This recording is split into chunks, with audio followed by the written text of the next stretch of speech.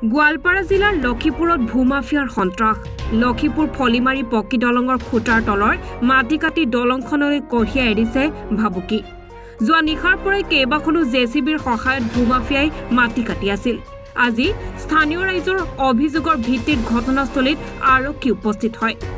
আৰক্ষীক দেখি কেইবাজনো চালক পলাবলৈ সক্ষম হয় যদিও ঘটনাস্থলীৰ পৰা আৰক্ষীয়ে দুখন জেচিবিৰ লগতে জব্দ কৰে কেইবাখনো ট্ৰেক্টৰ ইতিমধ্যে হুটপুছৰ বাবে কেইবাজনো ট্ৰেক্টৰ চালকৰ লগতে মুন্না নামৰ এজন ভূমাফিয়াক আটক কৰে লক্ষীপুৰ আৰক্ষীয়ে অলপ আগতে আমি গম পালোঁ কথাটো ইঞ্জিনিয়াৰ ছাৰে মোক কল কৰি ক'লে মই বেলেগ ছাইডত আছিলোঁ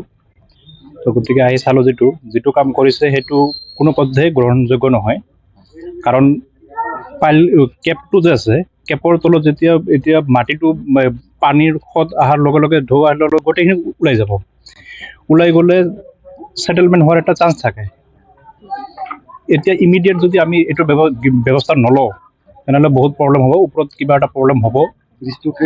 চান্স আছে আমি নকওঁ যে হ'ব বুলি বাট হ'ব পাৰে গতিকে এইটো বস্তু যোনে কৰিছে মই ক'ম যে পুলিচ প্ৰশাসনক যে উচিত তদন্ত হ'ব লাগে আৰু বস্তুটো যোনে কৰিছে তাক উচিত শাস্তি দিব লাগে আৰু লগতে আমি এইটো ইমিডিয়েট যদি ব্যৱস্থা কিবা নলওঁ তেনেহ'লে এইটো প্ৰব্লেম মই ইঞ্জিনিয়াৰ ছাৰক ইনফৰ্ম কৰি আছোঁ বস্তুটো ছাৰ অলৰেডি ডিচি ছাৰক তাতে কিবা এটা মিটিঙত আছে ডিচি ছাৰক ইনফৰ্ম কৰিব বস্তুটো গোটেইখিনি মই ইনফৰ্মেশ্যন দি দিছোঁ বাকীখিনি ইঞ্জিনিয়াৰ ছাৰে যি কৰে সেইটো এতিয়া অৱগত হোৱা নাই আমি এইটো পুলিচে তদন্ত কৰি হেৰি কৰিব বস্তুটো ইয়াত সকলো স্থায়ী ৰাইজ আছে ভাৰত স্বাধীনৰ পিছত আমি প্ৰথমখন পকী দলং পাইছোঁ লক্ষীৰ পৰা জলেশ্বৰ য'ত 100% সংখ্যালঘু ৰাইজ থাকে আমাৰ ভাৰতীয় জনতা পাৰ্টিৰ নেতৃত্বত ডক্টৰ হিমন্ত শৰ্মা ডাঙৰীয়া নেতৃত্বত এই পকী ব্ৰিজখন আমি পাইছোঁ ইয়াৰ আগত আহোঁতে কিমান অৱস্থা বেয়া আছিল আপোনালোকে জানে কিন্তু যোৱা ৰাতি যিখিনি কৰিল টেকনিকেল ভিউ পইণ্টৰ পৰাও এই পিলাৰটো হয়তো ড্ৰপ আপ মানে তলত যাব পাৰে ব্ৰিজখন থাকিব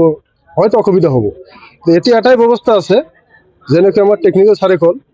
border pitching the art feeling কৰাৰ পিছত যদি হ'ব পাৰে প্ৰথমে ক'ব নোৱাৰোঁ যে 100% হ'ব তো ইয়াত এটা দুষ্ট চক্ৰে কামখিনি কৰিছে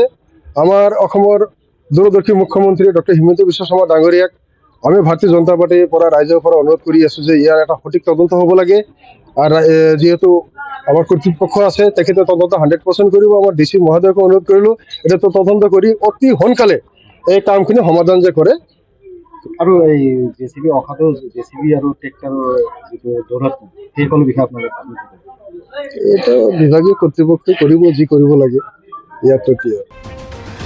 লক্ষীপুৰৰ পৰা আক্ৰামুল হকৰ ৰিপৰ্ট এনি ভাৰত 24